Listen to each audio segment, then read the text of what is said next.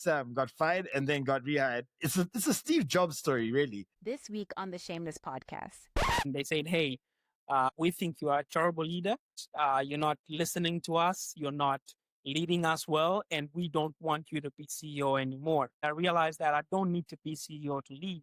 I can lead because leadership is about influencing the culture and the values of the company. Ego has been getting a lot of bad rap, but ego is actually not bad. I realized that maybe 20 minutes were just spent on me. And I hated it back then because I thought it's like everybody's ganging on me. But now that I'm looking at, with retrospect, I can see that, hey, they were building me. They were helping me grow. So I lied to my team. And this was back when I was CEO in my first tenure as CEO. And so I went to a run to clear my head. And man, I almost cried. I said, what a fool I've been. Why did I lie to them? I could have just said the truth. I think leadership requires more human touch. Today's quote of the episode is, everything has a life cycle. You have to believe it's going to change. Sometimes we are afraid to do something. You fear shame. I don't want shame. We're trying to break that burden by sharing stories of courage, resilience, and we want to be able to celebrate your story. Shameless. Welcome to another Friday. My name is Dzikamai Gangaidzo, and I am the host of the Shameless Podcast. But first and foremost, I am a mining engineer. Apparently, mining engineer and podcast host don't go well together. There's Sam. Sam, thank you so much for joining us today. Pleasure being here, man.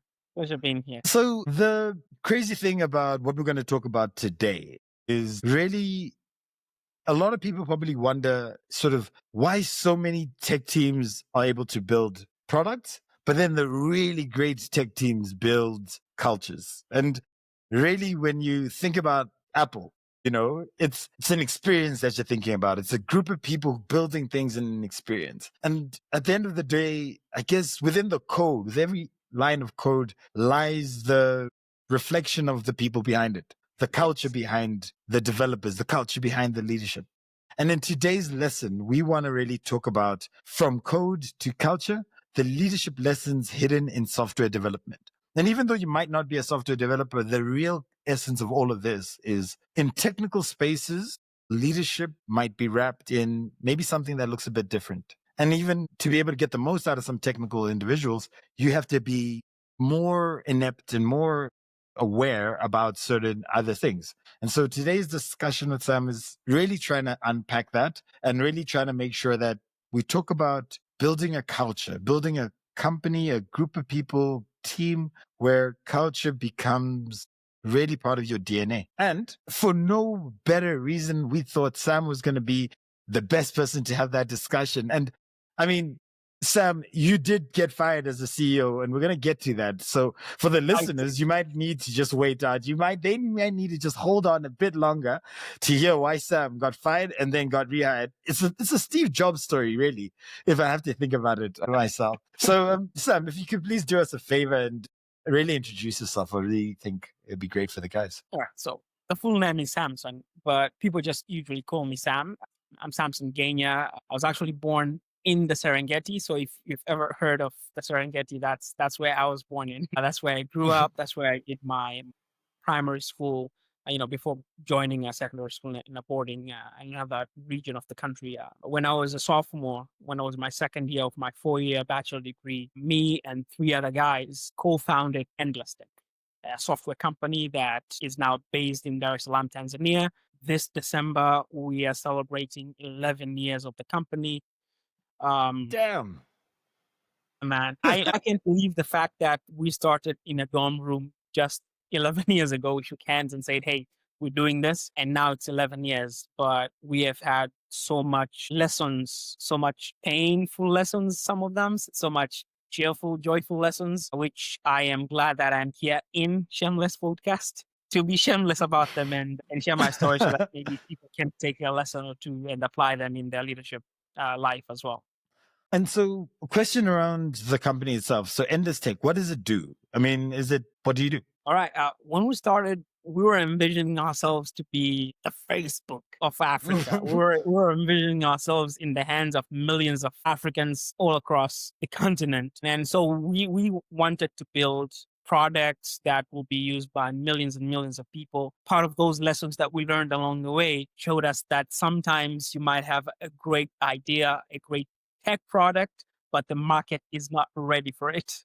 And because we needed money, eventually we became a boutique software company, which is what we are today. We still do have products, but what we do really is design and develop app systems, software for governments, for the private sector, for corporations, for individuals, for businesses, for nonprofits. We just have different diverse kind of clientele, and not just in the country. We actually have clients in 38 countries across 5 continents. So we 30. don't have Whoa, clients in hold on. South. Yep. We don't have any client in South 38. America, and we don't have any client in Antarctica. But Oceania, Asia, North America, Africa, Europe, we have clients all over the world, and we're just grateful for the opportunity to serve this great organizations, these great companies. And some of these, of course, some of the clients are governments, and we're just grateful that my team was part of this. Yeah. And that's so beautiful, because though you might not be the Facebook, I mean, your reach is quite considerable, and therefore the impact is probably also quite considerable as well. Well, definitely, man. We really do consider ourselves to be able to be people who have punched above our weight. And we're just happy to continue writing this story line by line, man. And so, talking about writing stories line by line, the first part of this story is that I would love to jump into is you self-appointed yourself as a CEO, as you sat in that boardroom, and then there was a little bit of a coup d'etat, as I could understand it, and you were out in the wilderness for about 2 years. And can you maybe unravel this story, because that is gut wrenching, as well as Yeah. Funny thing is, I really started company with people who are friends. We met first year. We never knew each other before we met in college. We're all pursuing a software engineering bachelor, and we had worked in a couple of projects together. We're like, so good social friends. And the 3 of them were already considering starting company. I was also considering starting company, and I said, hey guys, why don't you join forces? And so the December of 2014, which is 11 years ago, almost 11 years ago, we shook hands. We said, hey, we're building this. And we had done so many meetings prior to shaking hands and saying we're doing it. And so one of the things that we were discussing was the structure. How are we going to work together? And they said, hey guys, so what I'm gonna do is that I'm gonna be the CEO. I appointed the 3 of them, one to be COO, the other to be CTO, and the other to be CFO. I mean, it was just titles to put on a business card. I had to be CEO because I wanted to lead the small team that, it was just the 4 of us, and we're all living in the same dorm room, at the University of Dodoma, where we were pursuing our bachelor. A little over a year and a half afterwards, one of them called for a meeting, and I think they had a separate meeting before this meeting, because they were all, about the same thing. And they said, hey, we think you are a terrible leader. You're not listening to us. You're not leading us well, and we don't want you to be CEO anymore. And so I felt attacked. As any person trying to protect their ego would. I might even try to defend myself, but they were very, very adamant, man, we no longer want you to lead us. So I stepped down, didn't want to step down, but I had to step down. One of them became CEO. And I think he stayed on the role for about 5 or 6 months. And he admitted saying, hey, this thing is taking so much toll on me. I don't want to be CEO. I no longer want to be CEO. I want to come back as CEO. And I said, no, pass it on to the other guy.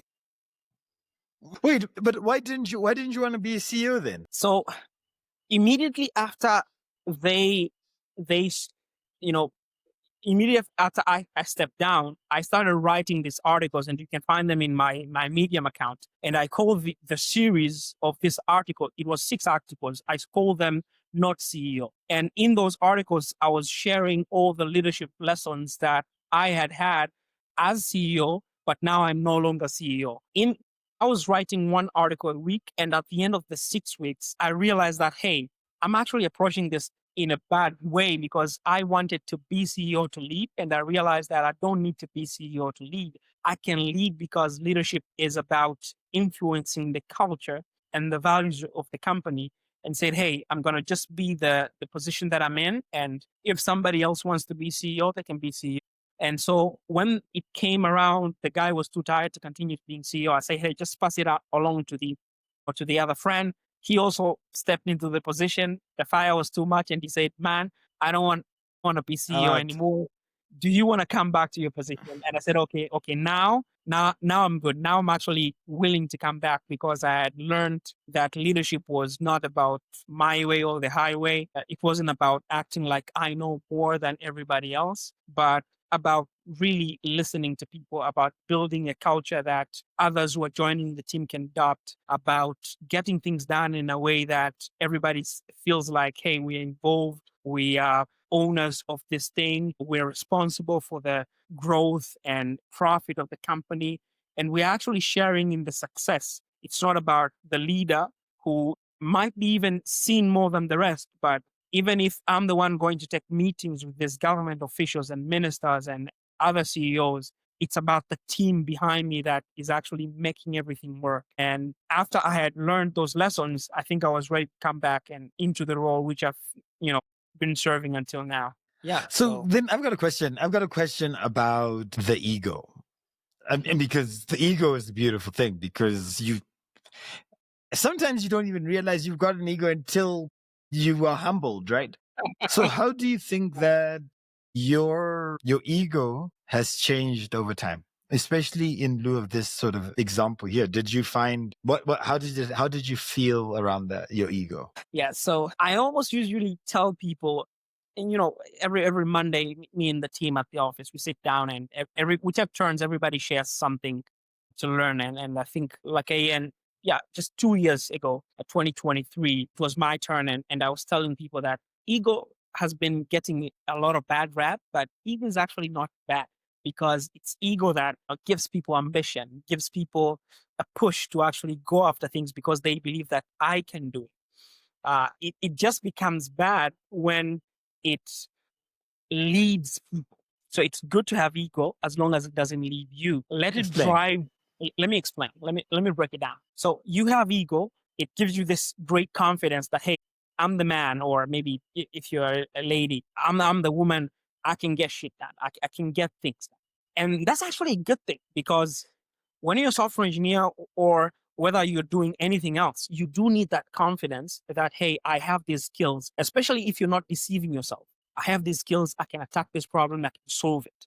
But the moment ego is leading you instead of values leading you, then ego tells you, I am better than my team. I am better than the next person.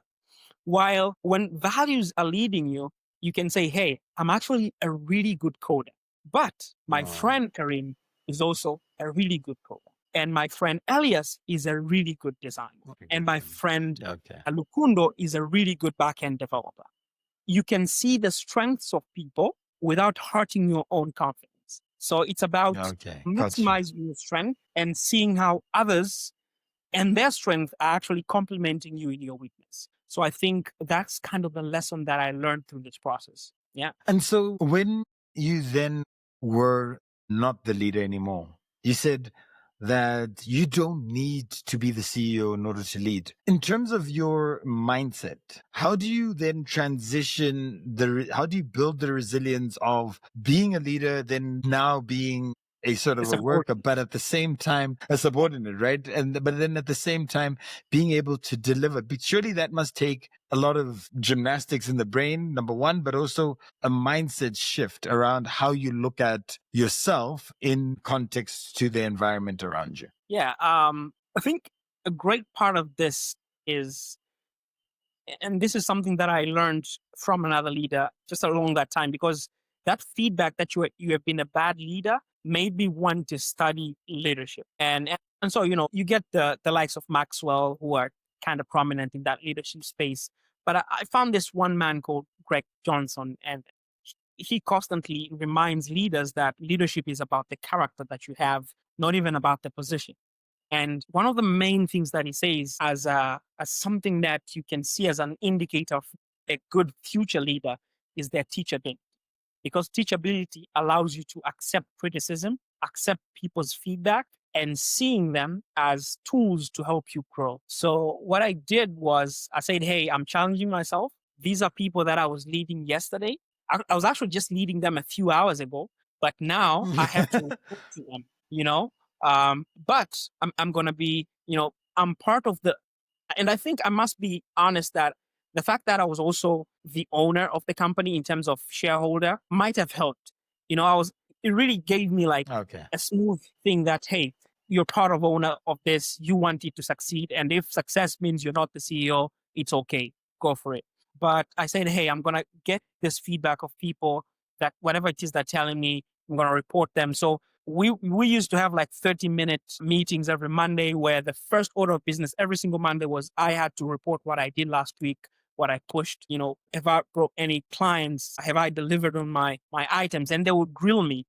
And so it's 30 minutes and we used to record this meeting. So some of them, when I listened to them, I realized that maybe 20 minutes were just spent on me. And I hated it back then because I thought like it's like everybody's ganging on me. But now that I'm looking at, with retrospect, I can see that, hey, they were building me, they were helping me grow. As the more I was able to regain my composure, I was able to answer questions, I was able to explain my reasoning, my decisions, and I think that's something that you need to have at the back of your mind that, hey, I need to be teachable. So if you're teachable, then it's easy to transition from leader to subordinate and still providing value for your company or for your organization because you're seeing, hey, I'm actually part of this team. I think the example that this guy used was, hey, Cristiano Ronaldo does not consider himself an employee of whatever team that he's playing for.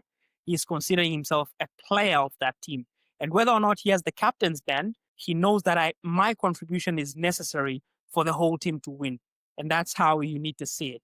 Yeah. And so then I got a question around within the team and over the years, have you had moments where you've employed somebody and you've realized that the mindset of that individual does not align with what you're looking for? And I'm curious to understand, what was that mindset? What was that thing that you have found quite frequently, you are looking for, or you tend to struggle when an individual has that sort of mindset? All right. I'm going to give you two examples. One, because not everybody that I work with is a full employee. So we also work with contractors that we hire on a project basis just to add power to the team, to the core team.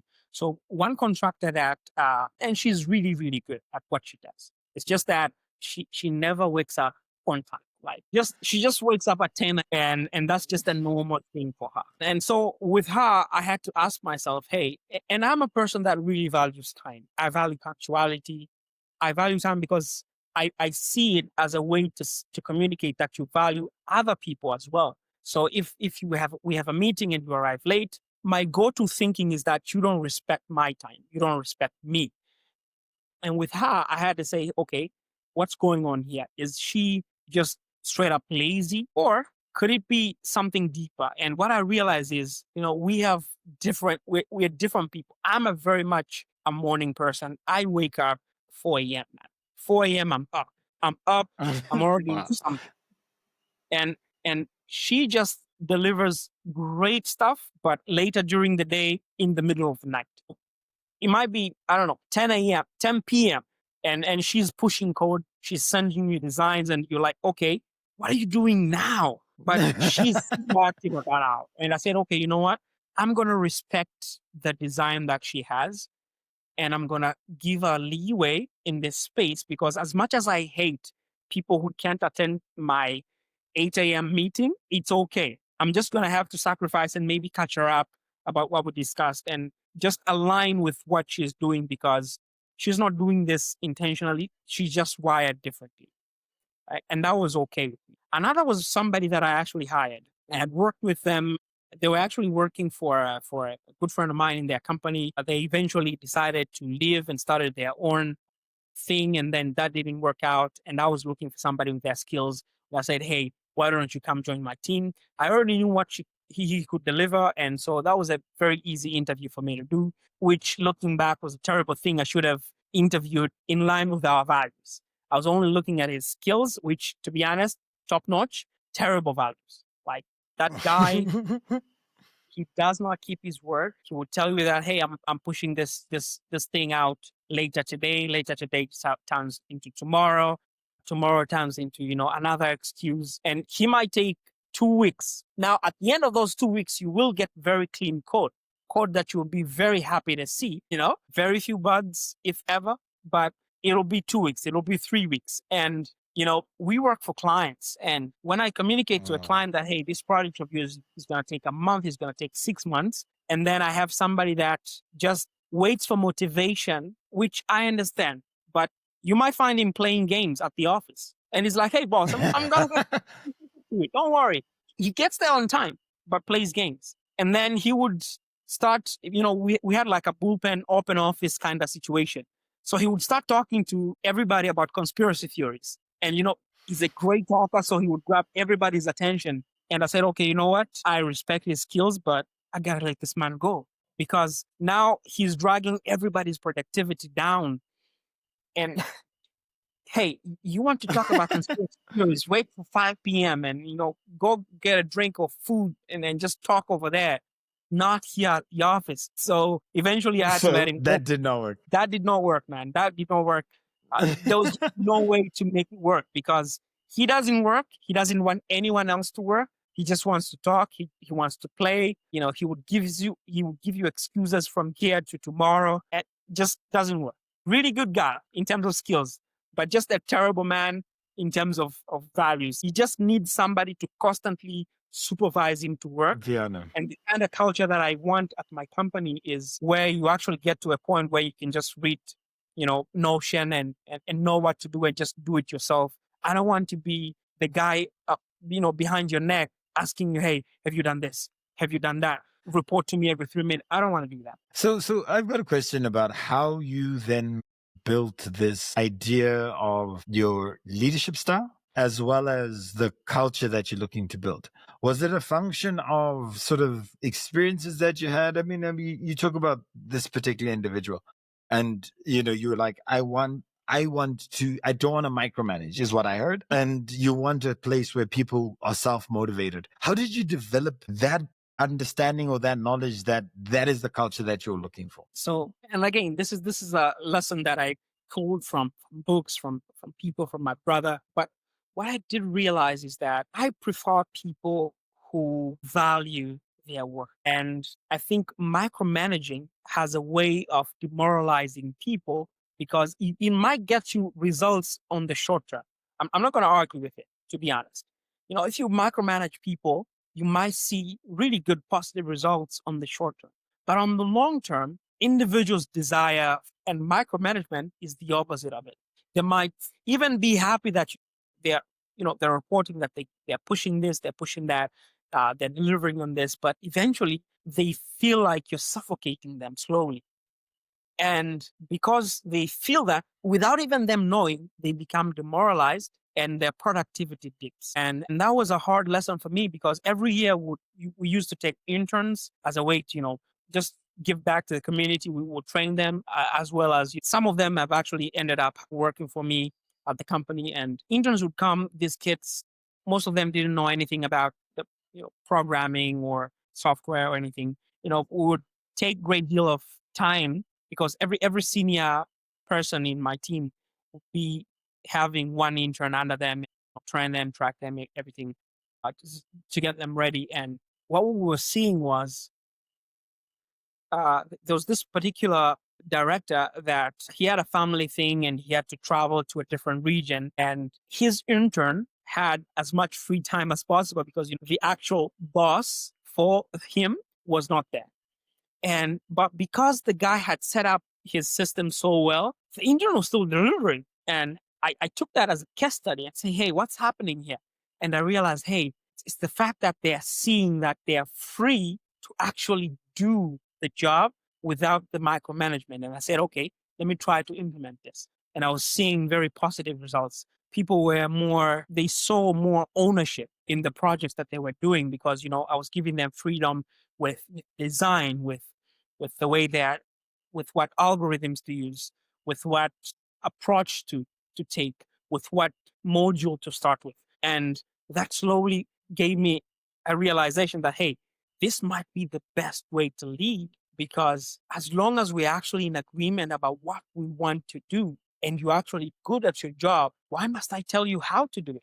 I can just let you be the artist that you are, do your thing, as long as, you are adhering to our guidelines that, hey, code has to be commented, because you might not be the developer in charge of the project, next year. You might be working on another project, and the developer that is looking at your code must understand what you did there. That's just a basic guideline.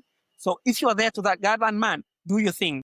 Do anything that you want to do. We're okay with that. And that really, really pushed our productivity higher. So it was a lesson that I learned from another person in the team, and I've been applying it ever since. That's beautiful. The one element about sort of the examples that you gave is, I see you take the time, you paused, you then looked to understand the other contractor, and you then looked to adapt. All right. And in this other last example, you again paused, you understood why maybe the intern is delivering, and then you tested the theory, and then you saw the result, and then you moved forward. And I guess that ability to take feedback, to debug, and to then deploy across the team. See what I did there? I see. Is I think that's really admirable, and I guess is something from a mindset point of view talks back to that teachability.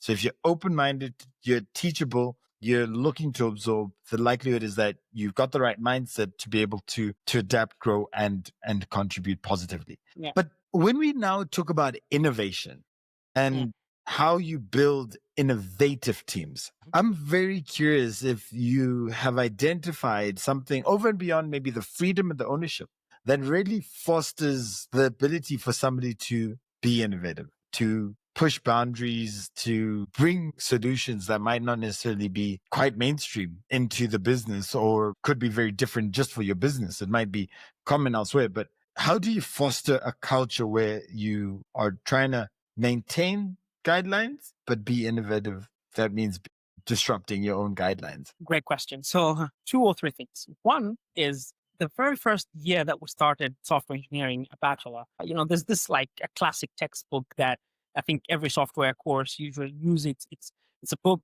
on software engineering written by Somerville. And I think the very first thing that he introduces this is the software lifecycle. And the professor that was teaching us that course say software is looked at as a life cycle, because there's just no point ever where you say it's done. We're done with this. But it's always a life cycle. Now, the methods might be very different. You might do a waterfall here, which is, like one thing after the other until you finish. You might do something iterative. You might do something, agile or something. All those different paths, but it's always a life cycle. You build something, there's an update somewhere.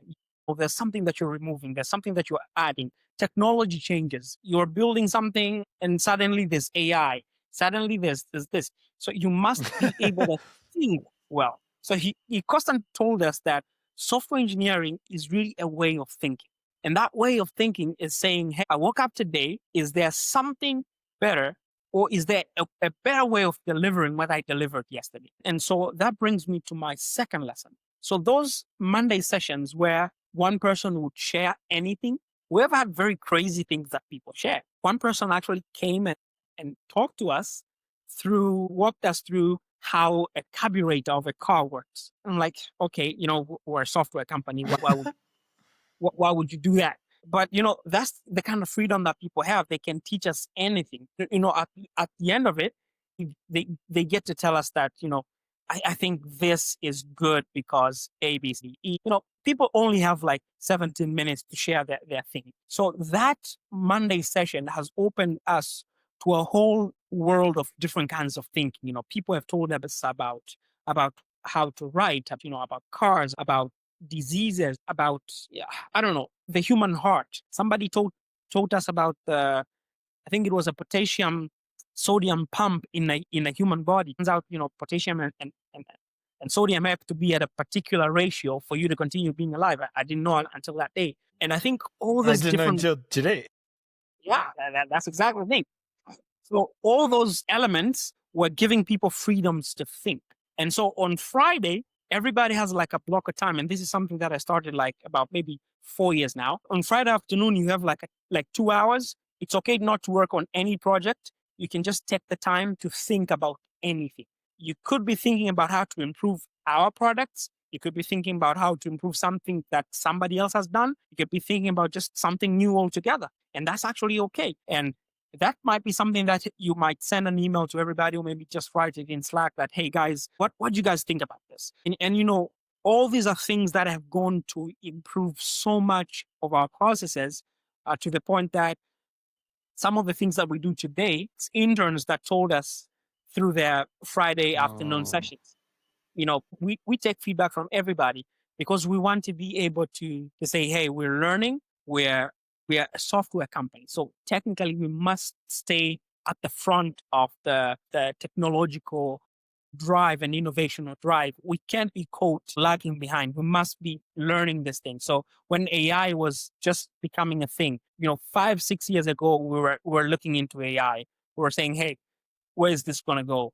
How can we join this thing? Is Africa ready? How can we maybe position ourselves in the way that we might become relevant in the future? So that's kind of the things that we're looking at. And we're already thinking about, hey, what to do next year, what to do the year after that. With the population boom that Sub-Saharan Africa is having, that's opening a whole lot of challenges, but also a whole lot of opportunities. Oh. How can a software company not become irrelevant suddenly because AI can now write all the code? We were thinking about these things 3 years ago, and today my developers are using AI to write code because, for us, it's not a threat. It's actually a tool that is allowing us to do better, to build prototypes faster, all because we're allowing people to think and share their thoughts without any worry.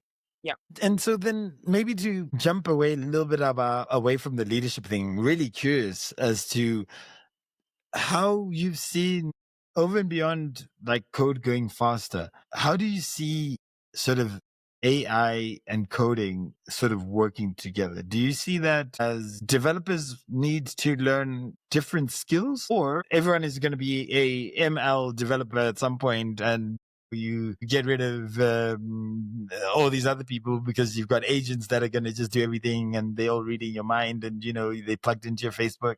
Sort of, what is your thought around, what has AI brought to you in the business? How are you using it to leverage? But then what does that future look like? So I'll go back to that professor of mine, Professor Msele is his name, and telling us that a software engineer is a way of thinking. And the reason that he was saying that, he was saying, and this is we started college over 13 years ago, man. And he was saying, even now, what you guys are doing, it's not going to be long until a computer can do it better, faster than you.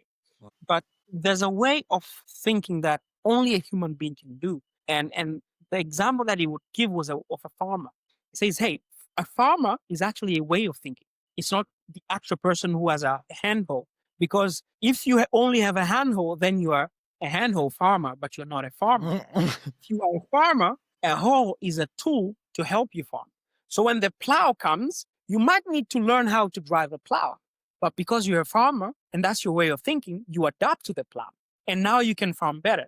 When the tractor comes, that's just another tool to help you do who you are, think better, deliver better. And now you can farm larger tracts of land than what you could do with a handhold or with a plow.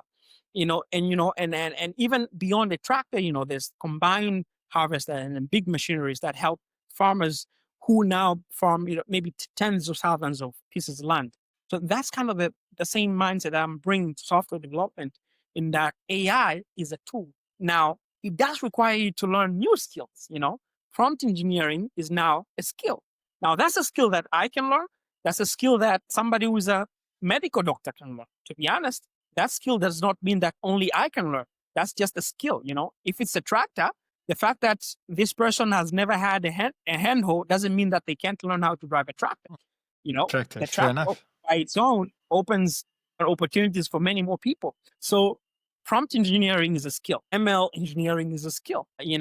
How to adapt the code that an AI has given you into your project is also a skill. How do you review this code is a different skill. Now there are tools to write the code. There's actually AI to review the code. So how do you combine these different tools is also a skill. So I think what we usually forget is that people say AI is going to take people's jobs. It's true, but AI is going to create much more jobs because AI is a tool that does so much more. So I think that's kind of the mindset that people have to approach that, hey, it might require me to learn new skills, but that's actually okay because that's part of development. They understood. And so you mentioned that you have across 5 continents and 38 countries. Sure. That meant that you scaled from a bathroom, not a bathroom, a dorm room. Yeah. You scaled from a dorm room to international, right? Global, right? It's across all the continents except. Yes, sir. And so I'm very curious, firstly, about that journey on that growth, right? On that transformation, on that scaling. Was it one day you wake up and bang, it's all there and you're like, oh, were they growing pains? Did you fall and then have to rebuild, relearn, and then come back at it? I mean, it might sound simple, but I really am curious to understand how that journey looked like, what that journey had, and then what were the challenges in that journey, like of scaling from 4 to where you are now? Right, man. Great question. So the journey was not smooth. And right around year 5, I actually wrote an article about top 5 biggest mistakes we ever did as a company. And part of those problems was pricing. And that's actually what kind of catapulted us to the international scenery. We did a major analysis when we were about to get to 5 years. Where did our clients come from? Something that we realized was over 85% of our clients was coming from word of mouth. It's a company that we work with who told another CEO that, hey, is this really, really good guys that can deliver for you. It's an individual that we worked for. It's an organization, a nonprofit that we worked for. And we said, okay, you know what? All the money that we're spending on marketing, we're just going to scrape them all together. And now we want to make our current clients happy. And because we usually celebrate our anniversary in December, we said, okay, you know what? We're just going to say, hey, we're giving you guys a Christmas present. So, we pull together simple gifts. We send them to them. And because I'm kind of the face of the company, I would meet each and every one of them and just ask them for honest feedback about us. And one gentleman was a South African, but he was living in Tanzania. And so, and he said, hey, I'm going to give you an honest feedback because I see that you guys are serious about what you're doing. And I want you to grow. Your pricing strategy is just terrible. You're never going to become a great company if you continue pricing like that. You're pricing so much under the value that you're actually delivering me. I was actually shocked that you priced me the way you priced me. And I was shocked because this is a client. They're asking me to charge them more. Okay, you know what? I'm going to give you the same price next year if you teach me pricing today, not tomorrow, today. And he walked me how to price based on value. And I said, okay, you know what? I'm asking you because I just learned that most of my clients are word of mouth. I want you to recommend me to people, but I want you to recommend me to companies in South Africa. I don't want any Tanzanian company. I want something from South Africa. And as you're recommending there, I want to test this pricing thing. They said, okay, you know what? I'm going to talk to a few buddies because I'm going to go back home for Christmas season, bring you customers. And next year, January, he gives me 2 contacts. We spoke over the internet, landed one of them as a client, gave them my quote. I was very much worried when I sent it over the email. I thought it was way too high. And the person said yes immediately. And that just blew my mind. It was from the mistakes that we did and the realization that, hey, because it's everybody that know us that is giving us customers, and we're just now very specific that guys would really appreciate if you recommend somebody to us, and it doesn't have to be in Tanzania. We've already worked international, and by already working international, we meant that one client in South Africa.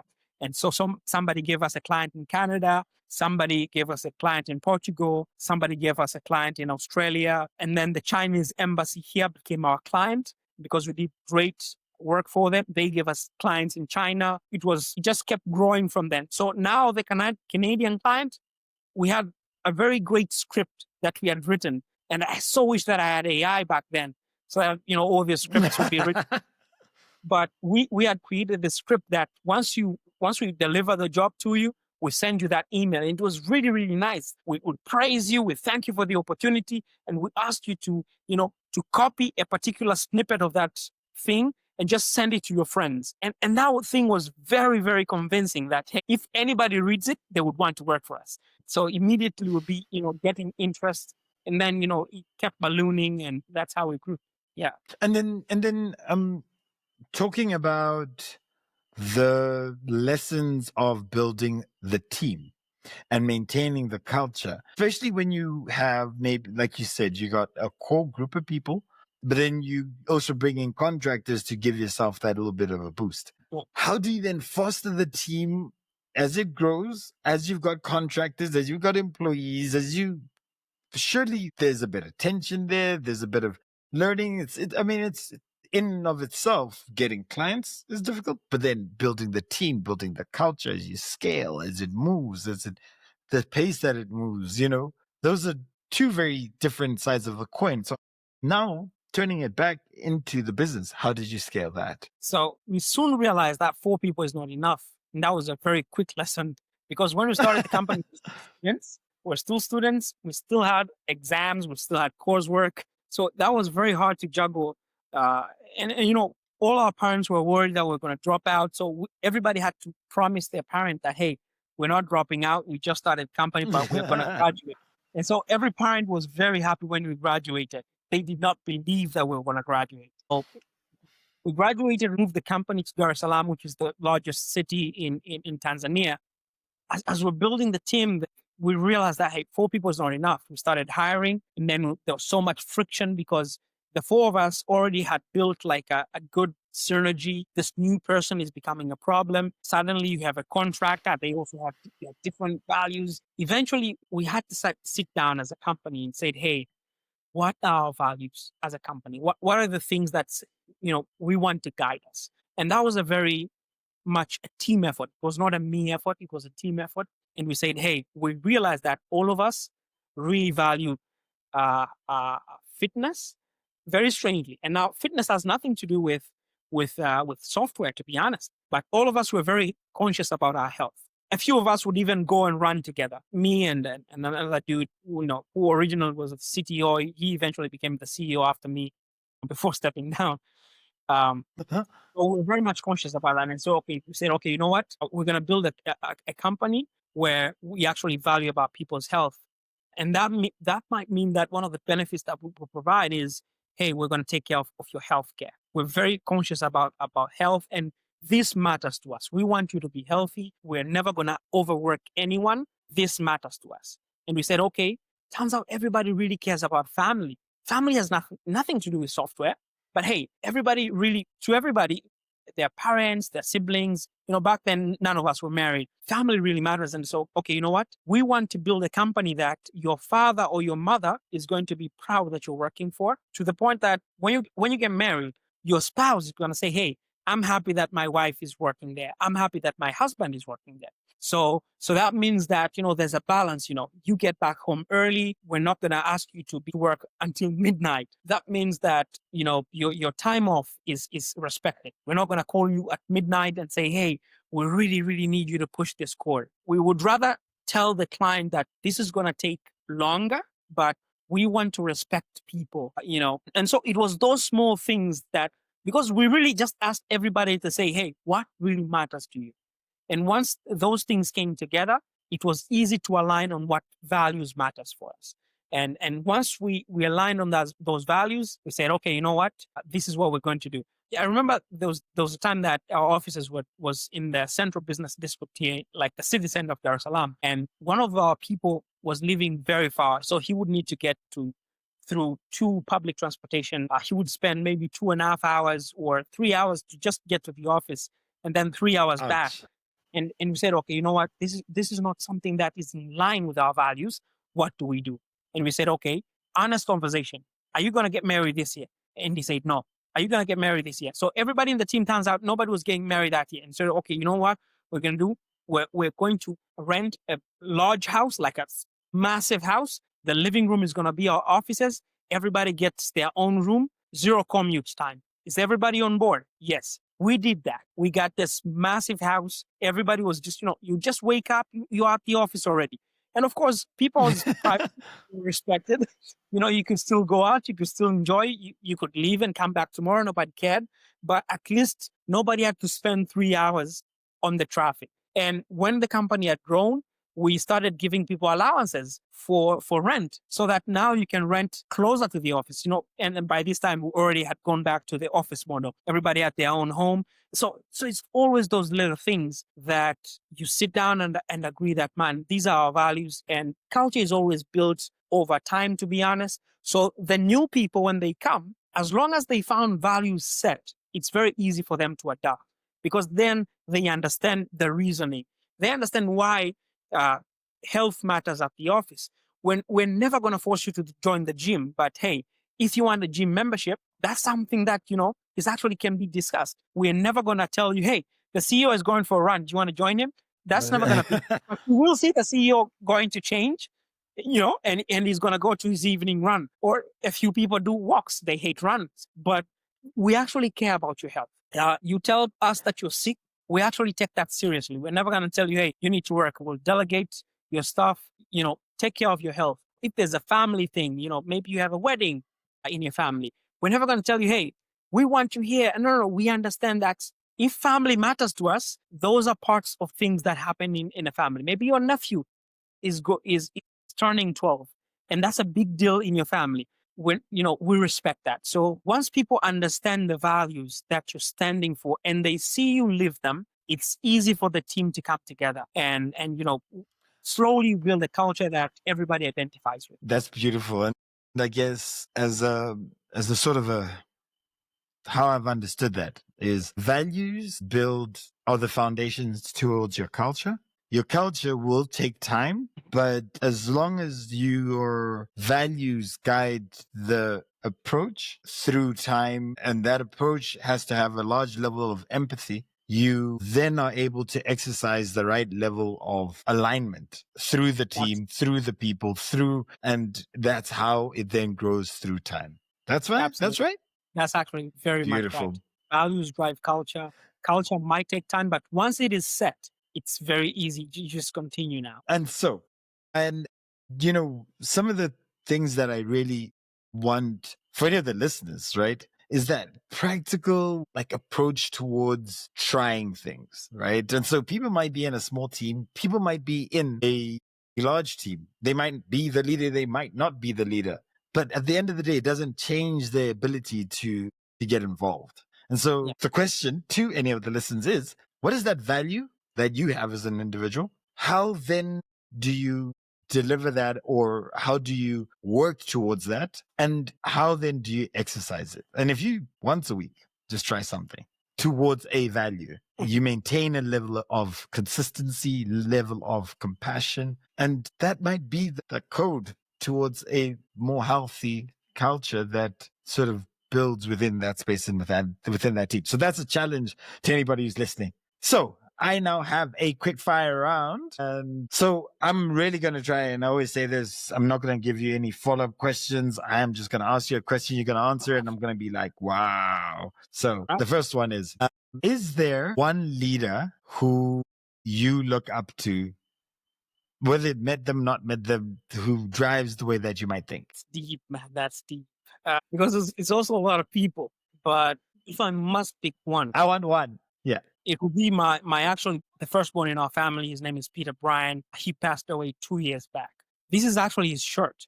The shirt that I'm wearing was his shirt. And the reason that I look up to him so much is the fact that that guy had lifestyle congruency. He had consistency. Exactly what he says he will do is what he will do. What he says he will not do, he just will not do. He had integrity, and I highly respect him. He seemed countercultural at times because he has worked for many international organizations before he passed. And he would always sometimes find himself in conflict with, sometimes even with his leaders, because he would never stop questioning something that doesn't make sense. So if, for instance, they have agreed the meeting is at 8 a.m. and the leader shows up at 8:05 and is just operating as if nothing has happened, he'll be like, oh, what's this? We say 8 a.m., gotta be 8 a.m. So I highly, highly, highly respect him. Not just because he's my big brother, but because I've lived with him, I've seen him, that he's the man that does exactly what he does. Beautiful. Next one Mhm. is, what was the one thing running your business that made you want to cry?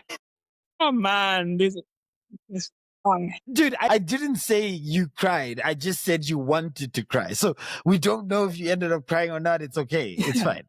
So I lied to my team. And this was back when I was CEO in my first tenure as CEO. I lied to my team that, because we really were pushing to have clients as we're starting, and I lied to my team that, hey, I've spoken to these guys, they're giving us this contract. So everybody was so hopeful. And, so, I even gave them a date.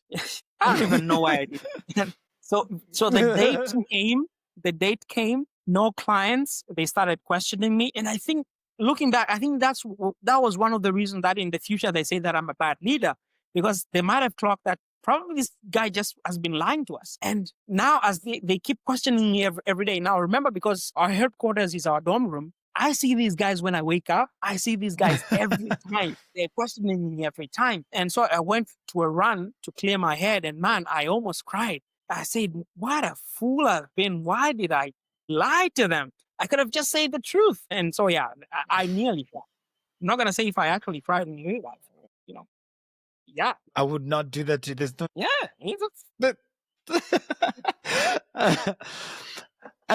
And then when you look back as you lead people, how do you see the future of not only leadership, but leading technical teams? Is that going to change? Does that require a different shift on sort of how we look at things, especially when you have, the buzz of today is AI, right? Like, do you feel like the way that you lead now in this world that is coming needs to be different? Yes. And yes, for a few reasons. One is the fact that in my original life plan, 2027 is the maximum I'm CEO of this company.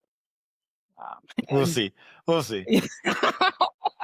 Yeah, we'll see. And that means that I'm actually at the very end of my of my leadership journey, so to speak. When I started, I thought that you need to be very good at tech to be able to lead a tech company, which in a way I still hold to be true, that you need to have that understanding. But now I'm actually more realistic in saying that, hey, as long as there's like a core understanding on how things work, the leader might not need to be a coder to be able to lead a software. You might have an actual good leader who's not primarily a coder, but because they're a good leader, they understand how to lead teams, they understand how to work with technical people, they can provide that leadership smoothly.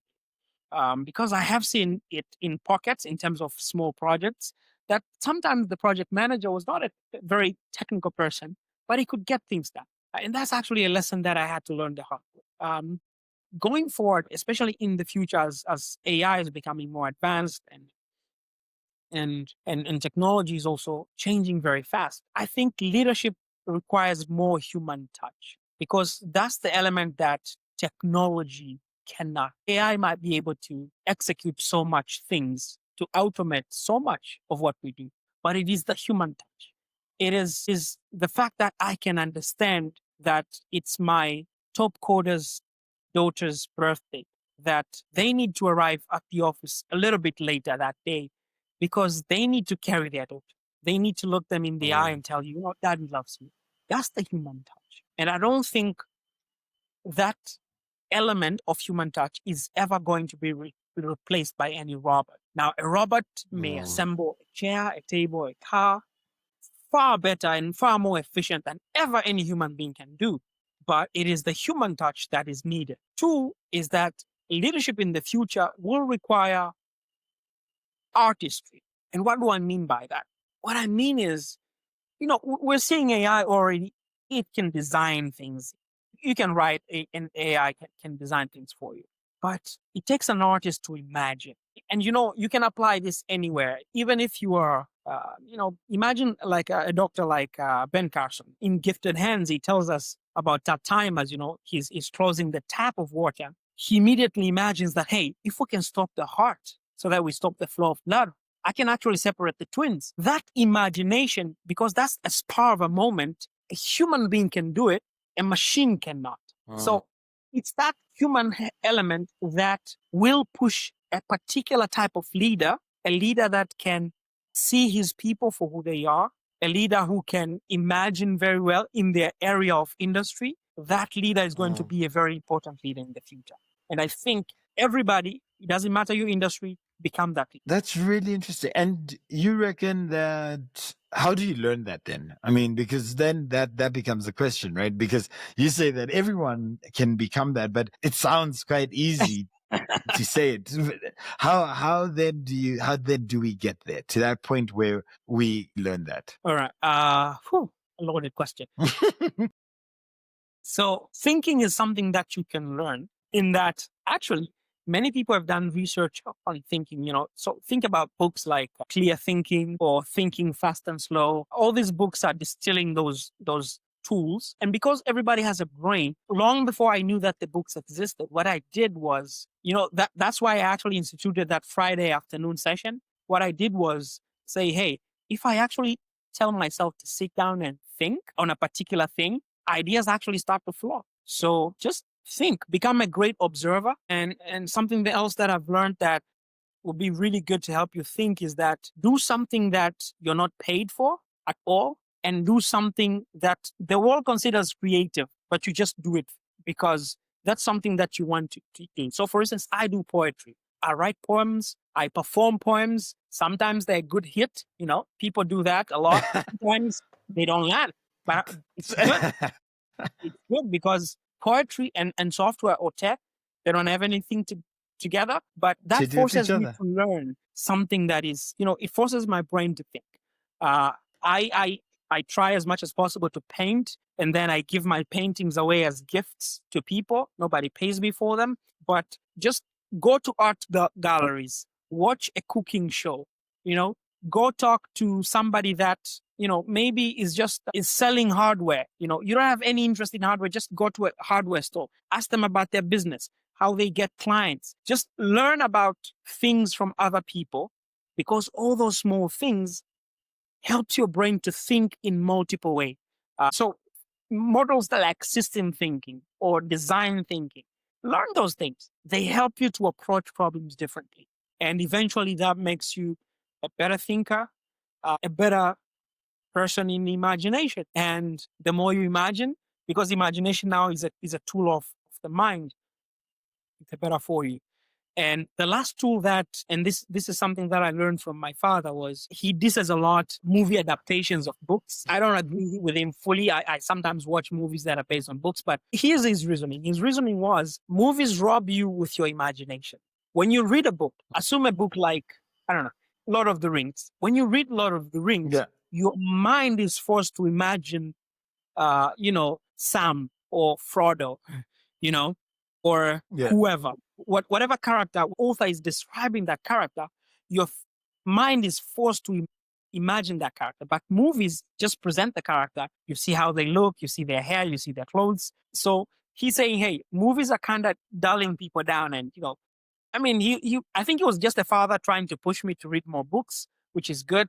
But I think he has a point. I think he has a point that stories that you read force you to imagine more. And I think that's a tool that you should be putting into play. So read short stories. I think short stories are things that anyone can read. You don't need to read like a long novel or a long nonfiction. Just read short stories. They're funny. You might learn a thing or two, but it will force you to imagine. And then slowly you might find yourself thinking in a different approach than maybe the way you used to think.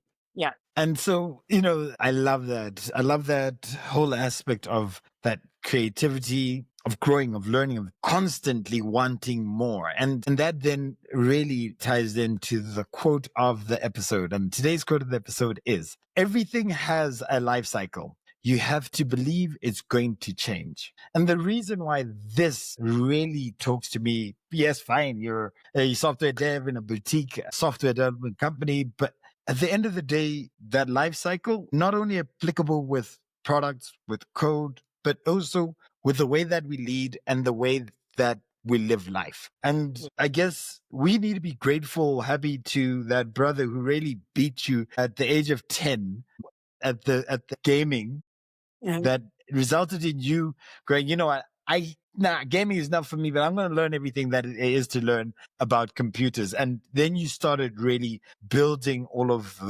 your intrigue, your interest into computers and how they work and how they operate, and the impacts that could have as you sort of learned from your father, from the people around you, around what this is all about, where this might take us, and what it's going to change. And at the end of and you obviously, not obviously, I don't know anybody who's been born, raised, grew up in the Serengeti, because Serengeti in my mind was a place you go and you go for holiday because that's what it is, right? Start your story in the dorm room, 4 people, CFO, CEO, CFO, CEO, COO, and CTO. All of you software developers, I don't really know what the CFO was doing, but what the beauty about life cycle and everything being a life cycle and appreciating that everything has to change is that you're going to have to start. And the key thing is about starting. And no matter how you start, whether it's in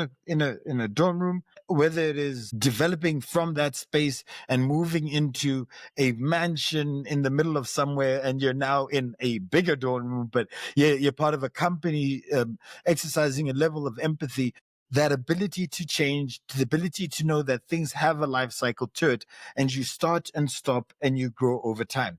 And there's nothing more refreshing than having a very rude awakening towards what you feel is your path, and then having been fired as the CEO of a company that you founded, and you find yourself out in the wilderness. And the people telling you, look, yes, you lied to them, and I guess that's probably why, but that you're a terrible leader, that you've got an ego, that you're not meeting people where they are, you're not listening, you're not really leading the culture. You step away and you take that moment to reflect. But the funny thing is that they also reflected too, because they got in the job 5 months in, and they're like, nah, this stuff is way too hard, and then passed the baton on, and then that guy was like, nah, this is also too hard, and gave it back to you. But the beauty of the 2 elements to that for me that I found beautiful is that, and the cycles, there were 2 cycles in that moment that were happening. You were writing your articles not as a CEO, the 6 articles over 6 weeks, and you said, you know what can I learn from this? What did I not do right? How can I be better?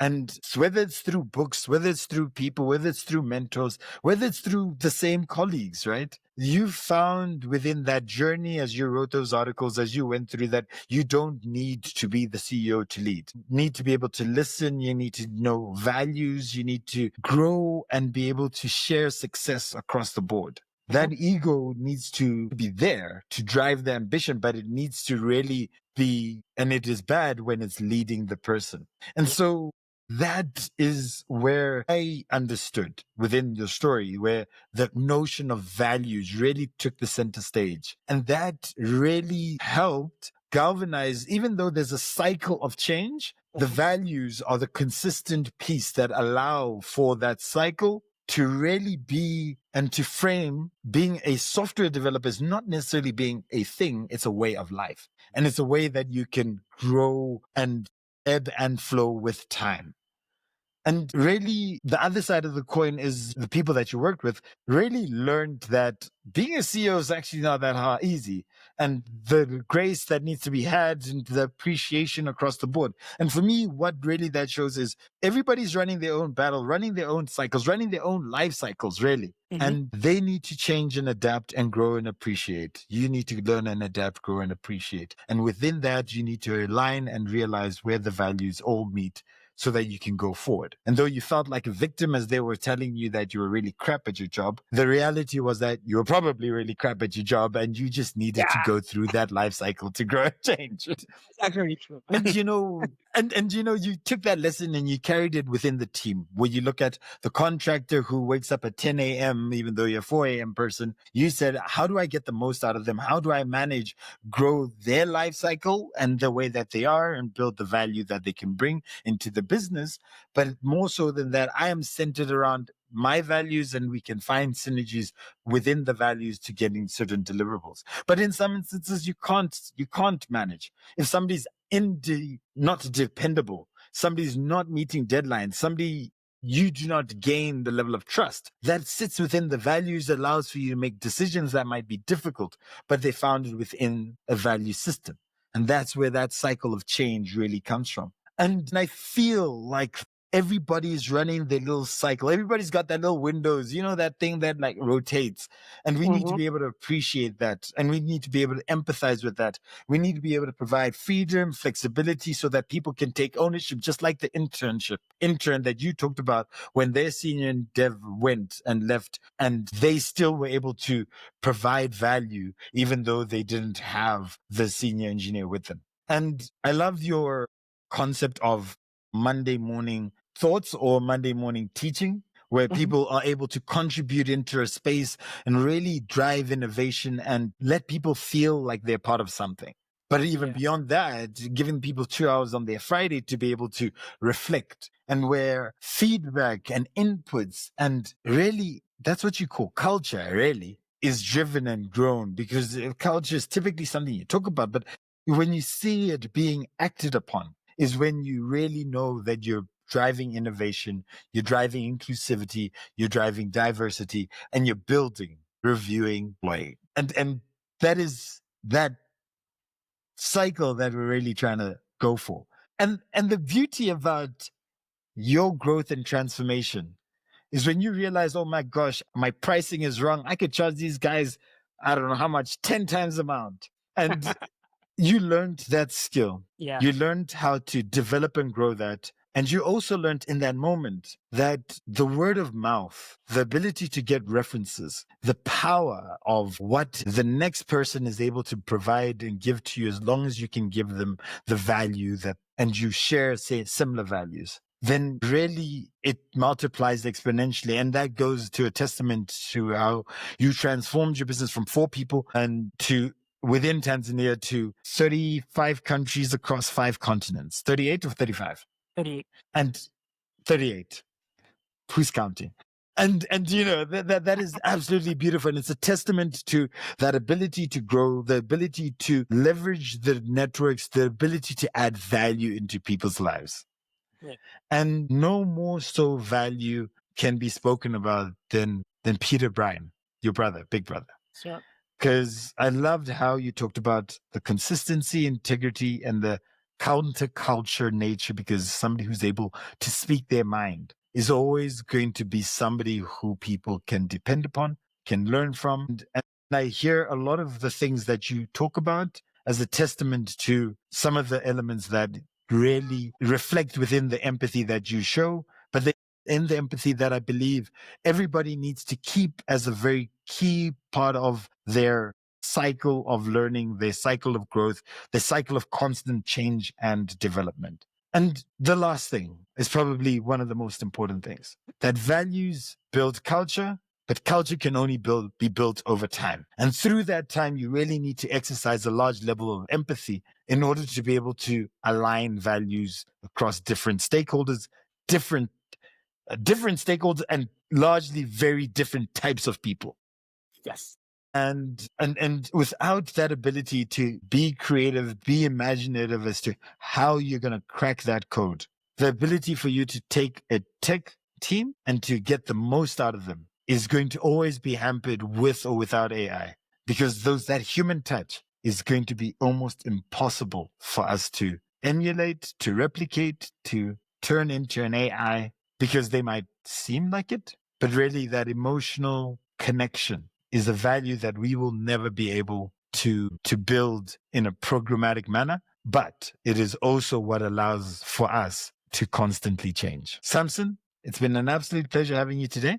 I really appreciate it. And, for anybody who's listened to this episode and really thought, well, that is pretty interesting, I do think a lot of the things that we did talk about here tie in with the heart of leadership, developing emotional intelligence for impact, which can be found on transformationleader.com. And Absolutely. so if you really resonated with this episode, I'm just going to say, get into that link, go and find that thing somewhere, wherever it is. But if you also enjoyed what Samson is able to offer and and you want to get in touch with Samson, please, can you maybe give people an idea of where they might be able to find you, and